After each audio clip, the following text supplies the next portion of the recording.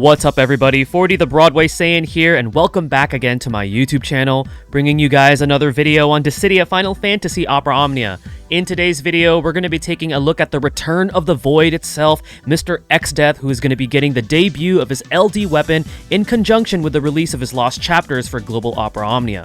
But before we talk about that, if you guys are brand new to the channel, be sure to hit that subscribe button and turn on that notification bell. That way you guys are not missing out on future uploads. And if you guys enjoy what you see on this channel, hit that like button and share this video as it does help me out. Don't forget to check out all of the fantastic resources out there for Dissidia Opera Omnia, such as the Dissidia DB, Dissidia Info, the OO Tracker, the FFOO Tip, the Tonberry Troop, the FFTCC Podcast, and last but not least, the rest of the fantastic, awesome DFFOO content creators and streamers, and to those of you that create those spreadsheets, those guides, those visuals, just to make the experience for this game that much better. Without further ado, let's go ahead and talk about ExDeath, his LD weapon, and what it does for his kit.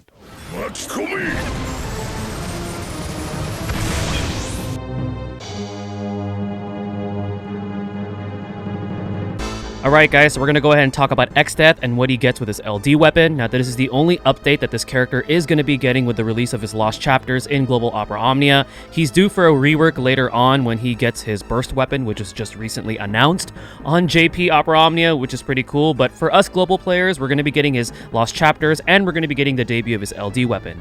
So for those of you who may not be familiar with how ExDeath plays, he is a magic damage dealing unit that specializes in some really powerful debuffs that have HP poison, and all of his skills, or pretty much any button that you press with ExDeath except his Brave Attack ++, is going to be applying that gravity effect. So he's going to be reducing the enemy's Brave based on a specific amount, and that amount is based on his own attack stat. So the higher ExDeath's attack, the greater the Brave reduction is going to be, and then afterwards he dishes out damage.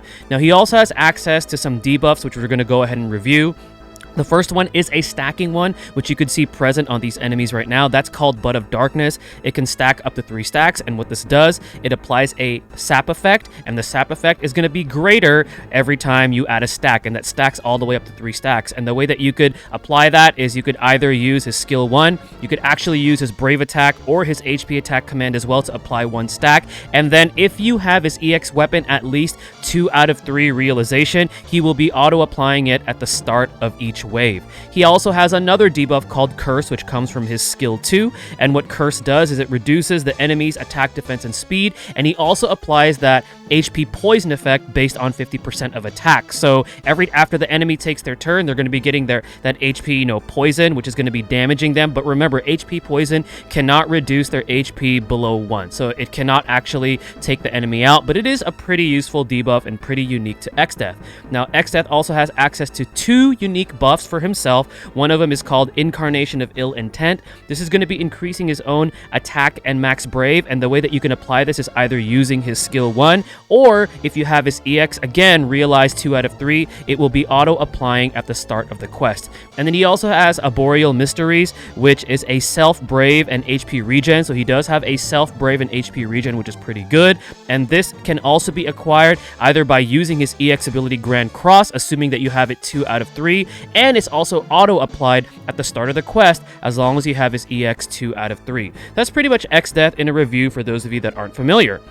Now his LD skill, if you have his LD skill fully max limit broken, is first of all going to be increasing his attack permanently by 60%, and then it's going to be granting him access to his LD skill called Maelstrom that has a 4 total uses. Now what Maelstrom does is that gravity effect is going to be much more powerful because it'll automatically reduce all enemies Brave to 0 unless they're already broken. So pretty much exactly what Sephiroth's EX does. He reduces the enemy's Brave to 0, and then he's going to be healing his own Brave based on 300% of his own attack, and then he will be delivering that AoE HP attack. It's going to have a gain Brave overflow of up to 150%, and it'll also be dealing 100% HP damage. Now, after you deal damage with this, he's going to be inflicting 3 stacks right away of Bud of Darkness, so the greater version of the sap effect, and then he's going to be inflicting a brand new debuff called Dissipating Vortex for 6 turns, and what Dissipating Vortex does is it lowers the enemy attack by 50%,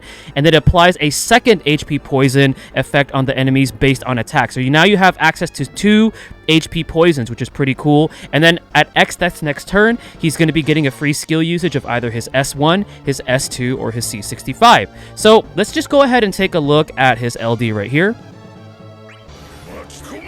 And I am taking this particular party comp because I want to really highlight what ExDeath can do without, any other character overshadowing him. And I'm taking Zell also for a reason. If those of you in chat can guess why I'm taking Zell, let me know in the comment section below for those of you that play JP. All right, so with Warrior of Light, let's just go ahead and use his LD. Just get the shields up. And then when we get back to ExDeath, we'll talk about skill rotations and things like that. All right, Zell, let's see you work your magic. Oh my lord, his damage. Oh, Zell. I cannot wait for you to get your much-needed rework and LD. Alright, and Zell takes up so many turns. He has high turn rate because it's Zell. Okay, so we're going back to ExDeath after this enemy turn. Okay, so we just used the LD. And now we have a free skill usage of either his S1, S2, or his C65. So what I like to do is I like to go right into his skill 2 with the free skill usage, because your goal with ExDeath is you just want to make sure that all 3 of his unique buffs are active. And since we already know that Bud of Darkness is going to be applied, and also Dissipating Vortex is going to be applied with his LD usage, all we need to do is apply Curse, and then that's pretty much it. Everything is going to be scenario-based from then on out, depending on what you need. So you just want to make sure that all debuffs are active, and as soon as they're about to expire, just, press the skill of your choice, and that's pretty much it. ExDeath is actually not very difficult to use. You don't have to worry about, like, a specific rotation or anything like that. So now we have all 3 debuffs. And A is going to take its turn. And you'll get to see the 2 HP poisons in action too, which is pretty cool. See, there you go. We got the 2 HP poisons, the one from Curse and the one from Dissipating Vortex. And that's pretty much it. So ExDeath is fairly simple to use. Just go into LD, go into S2, and then afterwards just maintain the debuffs, maintain his buffs, and he's pretty much GG. He's very, very flexible, a very, very good unit. He could really save you from enemies that like to increase their brave to like an enormous amount. Like a stage where he can actually be very powerful and useful is the Kirin Lost Chapters Lufenia, one of the big 3. If those of you that haven't had a chance to still beat that because you may not have, the necessary party members to be able to do it, ExDeath is phenomenal for that, because those 2 teddy bears are going to be raising their brave to like an enormous amount, and then just pretty much press a button with ExDeath and you've just dealt with that, and then all you have to do is break them, and you break them out of their red aura. So ExDeath is a very good character. If you're going to be building him, I recommend attack plus 108, 3 copies of that, and then 3 times of his Void Seeker boost 2-star, because you want to have as much attack on him, since his gravity-based effects are going to be based on his attack. And then if you're going to be investing in his 7-star High Guard armor, he has the one that lowers all enemies' initial brave, max brave, attack, and defense. So it's the one that lowers enemies' stats, via aura, which is actually pretty good.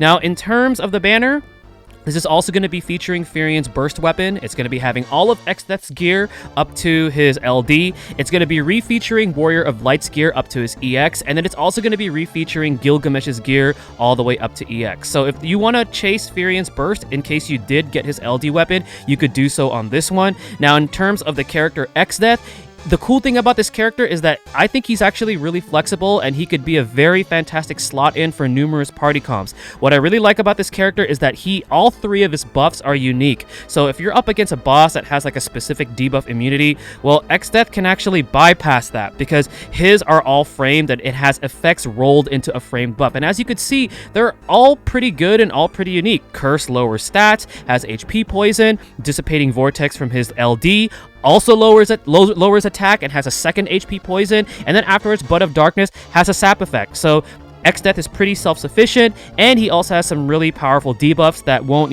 interrupt any other debuffs. It won't push any other debuffs off because they're all unique. And he also has 2 unique buffs for himself, so he's not going to be messing around with your other buffers in case you want to bring another buffer. So very flexible, very good character, can save you from a lot of, situations where enemies like to increase their brave, and then there's going to be an incoming attack next that might actually kill you. ExDeath is really, really good for that. So I think he's a really good pickup, but again, take a look at your resources. Do you need a character that can gravity effect? Do you need a character that can apply some really cool debuffs? If your resources say so and it makes sense for your roster, then maybe this is the character for you. But all in all, I think he's a fantastic character, and for me, he's worth the pickup. So this is going to go ahead and conclude my video for ExDeath with the release of his upcoming LD with his lost chapters. Hopefully this video helps you guys out. This is 40 the Broadway Saiyan signing out. Mahal, everyone.